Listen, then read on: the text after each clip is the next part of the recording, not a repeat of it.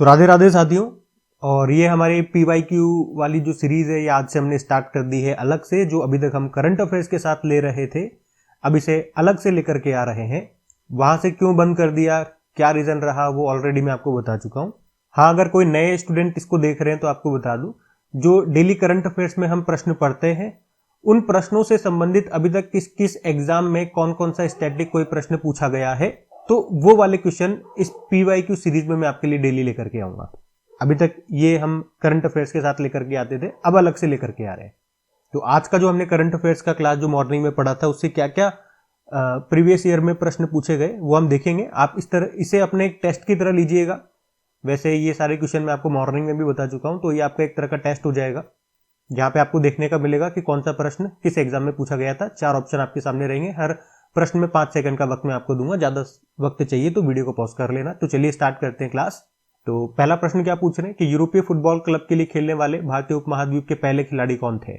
SSC CGL 2020 में पूछा गया था। ऑप्शन आपके सामने है, ये हिंदी में है और अंग्रेजी में भी मैंने प्रश्न रख दिया इंग्लिश मीडियम वालों के लिए। तो बताइए उत्तर क्या होगा। तो उत्तर आपने लगाया होगा मोहम्मद सलीम, तो यही इसका आंसर होगा। 2 बातें इनसे और आप याद रख लो, ये कहां से बिलोंग करते हैं। ये पश्चिम बंगाल कोलकाता से हैं और इन्हें एक इंपॉर्टेंट अवार्ड भी मिल चुका है 1976 में, डॉक्टर बिधान चंद्र रॉय राज्य पुरस्कार।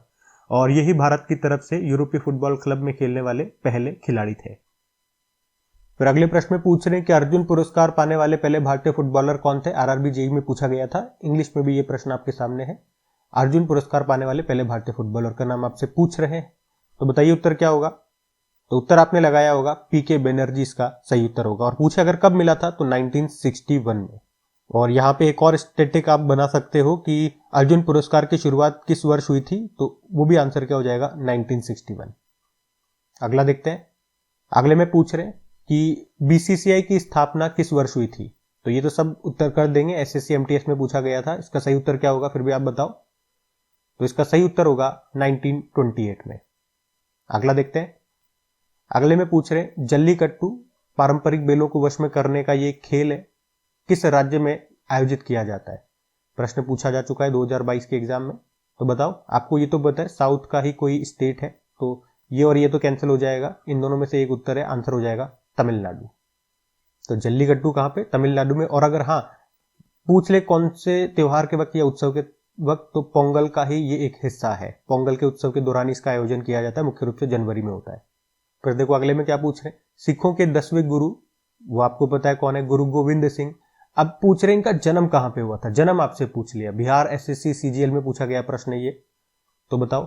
अब देखो, जिस स्टूडेंट ने इसको नहीं पढ़ा होगा ना, वो इसको नहीं कर पाएंगे, वो अपना दिमाग क्या लगाएंगे, अच्छा सिखों के गुरु है ये, तो पंजाब भी इसका कहीं ना कहीं उत्तर होगा। ऑप्शन देखेगा पंजाब वाला कहां आ रहा है, और एग्जामिनर भी चालाक है, उसने पहला ही ऑप्शन अमृतसर दे दिया।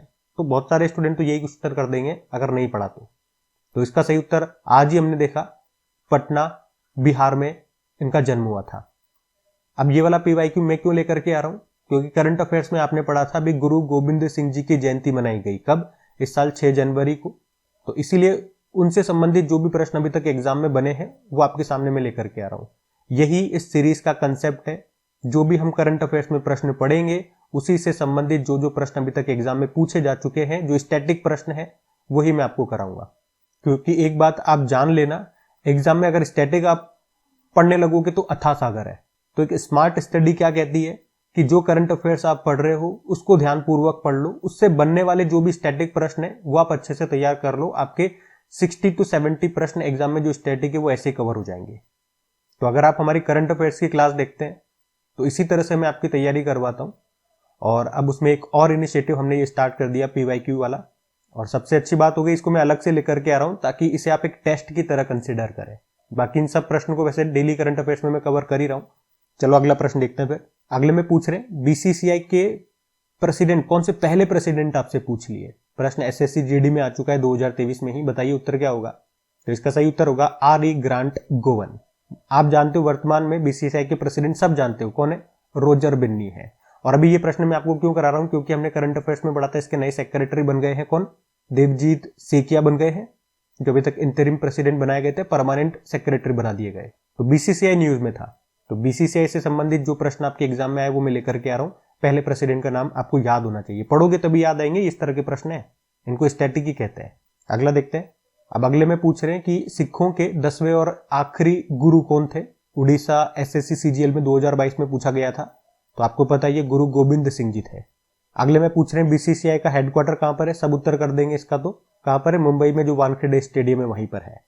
फिर अगले में पूछ रहे हैं गुरु गोविंद सिंह जी ये सिखों के कौन से नंबर के गुरु थे। तो आपको पता है 10वें और आखिरी गुरु थे, तो 10वां इसका सही उत्तर हो जाएगा। फिर आपसे पूछ रहे सिखों के जो 10वें गुरु थे गुरु गोविंद सिंह जी वो किन के पुत्र थे, मतलब उनके पिताजी का नाम आपसे पूछा जा रहा है। एसएससी में पूछा गया प्रश्न है, तो बताओ उत्तर क्या होगा। तो इसका सही उत्तर होगा गुरु तेग बहादुर जी। और यह भी याद रखना ये सिखों के 9वें नंबर के गुरु थे और इनके बेटे ये बने थे 10वें नंबर के गुरु। चलो आपके लिए होमवर्क प्रश्न दे देता हूं मैं। सिखों के जो पहले गुरु थे उनका नाम आपको बताना है। और एक और पॉइंट यहां से आप लिंक कर सकते हो, इनके जो बेटे थे जिनको साहिबजादे कहते हैं उनके सम्मान में हम एक दिवस मनाना शुरू कर रहे हैं, वीर बाल दिवस। और आप लोग बताएंगे वीर बाल दिवस हम कब मनाना शुरू कर रहे हैं, मतलब कब मनाया जाता है। अभी दिसंबर में ही हमने मनाया था, बता दो। तो कमेंट करके जरूर बताइएगा इस तरह की क्लास आपको कैसी लग रही है। अगर पसंद आती है, रेस्पॉन्स आप लोगों का अच्छा रहता है, तो डेली हम इस तरह की क्लास को कंटिन्यू करेंगे। डेली जो मॉर्निंग में मैं आपको करंट अफेयर्स पढ़ाऊंगा, शाम को उससे बनने वाले जो अभी तक स्टैटिक प्रश्न जो एग्जाम में पूछे गए हैं वो मैं टेस्ट के रूप में आपके सामने इस तरह से एमसीक्यू फॉर्मेट में लेकर के आऊंगा। अब ये क्लास कंटिन्यू रहेगी नहीं रहेगी ये आप लोगों के ऊपर डिपेंड करता है, आप लोगों के रेस्पॉन्स पे। और ये अभी तक करंट अफेयर्स के साथ आती थी। देखो आप लोग, मुझे पता है बहुत से बोल रहे हो कि वहीं पे रहने दो, तो मैंने किसी स्टूडेंट के बोलने पे उसको वहां से हटाया नहीं है, मुझे टाइम नहीं मिल पा रहा है। अब मुझे टाइम नहीं मिल पा रहा है तो बताओ मैं कैसे उसको वहां पे कंटिन्यू करूं। आप देखोगे जब से इसको सीए के साथ में लेकर के आ रहा था, मॉर्निंग में वीडियो अपलोड बहुत लेट हो रहा था, कभी 6:30 7 7:30 बज रही है। मुझे बिल्कुल अलग से टाइम नहीं मिल पा रहा है, मैं आपकी वीकली मंथली सुपरफास्ट रिवीजन कुछ भी तैयार नहीं कर पा रहा हूं, तो मैं उसको वहां पे कैसे कंटिन्यू कर लूंगा। सीधी सी बात तो ये है।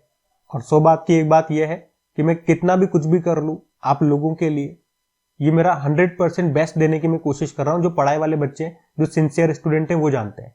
जिनको पढ़ना होगा वो वहां पे भी पढ़ लेंगे, पढ़ाऊंगा तो अलग करके पढ़ा रहा हूं तो यहाँ पे भी वो पढ़ लेंगे। पढ़ने वाले को नखरे नहीं होते हैं, मैं अपना उनको पता है 100% दे रहा हूं, बिल्कुल ईमानदारी के साथ। इस तरह की चीजें आपको कोई पेड कोर्स में भी नहीं कराएगा। और मैं चाहे कितना भी कर लूं, हर स्टूडेंट को मैं सेटिस्फाई नहीं कर सकता। जिसको पढ़ना होगा वो पढ़ेंगे, जिसको नहीं पढ़ना होगा वो हमेशा कमियां ही निकालते रहेंगे।